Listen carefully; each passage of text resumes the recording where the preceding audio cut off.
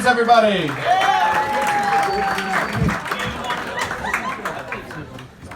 All right. I haven't been up here in a while. It's not that I don't want to. It's just that the Brokers has got this stupid rule that you got to bring 6 people here to perform. So it made me have to ask my wife. That was an awkward conversation last night. I was like, "Hey, sweetheart, do you want to, come with me to my dream and let me perform? You're my rock. I need you." She's like, "Really?" I was like, "Yeah, and also I only have 5 people. I need 1 more person to come here." Yeah, it's a pain. Well, I love her. She's a kindergarten teacher. And she teaches, you are too? Oh, so you get exactly where I'm going. No? What are you? Oh, you are? Alright, tell me if you can relate. So, she's a kindergarten teacher. She teaches 5-year-olds. And our arguments get pretty immature. Last Tuesday, she got mad at the world because it was Wednesday, and apparently it was my fault. So I said, alright, let me call up God, and then I'm going to tell him that this 7-day thing that he created isn't working, and if he could fix it, it'd really help me out. She goes, "Stop right there. There's more productive ways we can go about this without hurting each other's feelings, and we can both get by." I go, "Oh, okay. I'm 31 years old. I don't like it when you talk to me like a 5-year-old, and in 2 seconds, one of us is going through that fucking window." Yeah, but I do love her. I really do. I swear to God, I really do. But her and my daughter have this bond that it's unbreakable, and it's a special bond. Like just the other day, I heard her telling these pregnant stories to my daughter about the time she first kicked and how she was a little ninja, and she's the only one that heard her mother's heartbeat from the inside. And I'm in the back, and I'm like, "That's funny, because I remember you being a raging fucking lunatic when you were pregnant." It was ridiculous. It was crazy, the shit that I had to go through. So after my daughter left, I come in, I go, "What was that?" Because first of all, now she loves you more, and second of all, you were fucking crazy.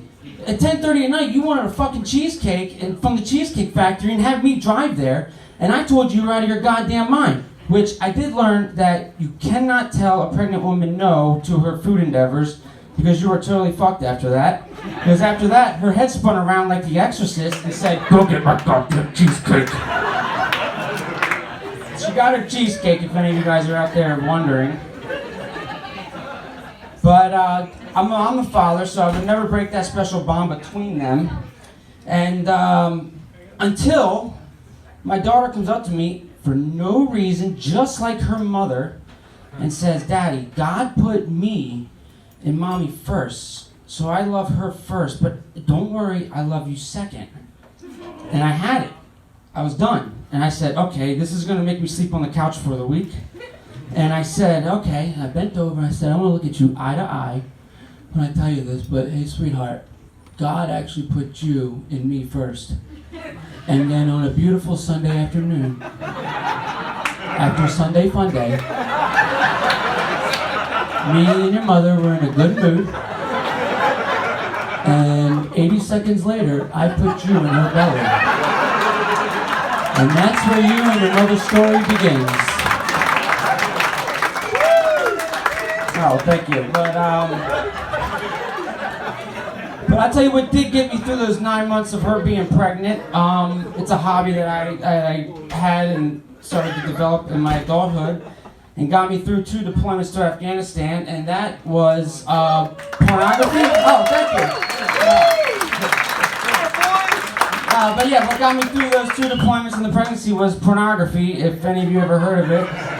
It's a hobby that I developed. I don't always masturbate to it. I don't. I like to learn from it and spice things up. But I did learn pretty quick that you can't watch porn without masturbating, so it's pretty fucking impossible to do that. I also learned that do not hire a maid or a babysitter and expect to have a menage a trois with your wife, because that's not how it works. There is porn, and then there's reality, and they don't converge, okay? They do not go together. All right, I learned that because, all right, look, you can't go to Enterprise and rent a minivan and go around Roosevelt Field Mall expecting to pick up MILFs. That's not how it works, all right?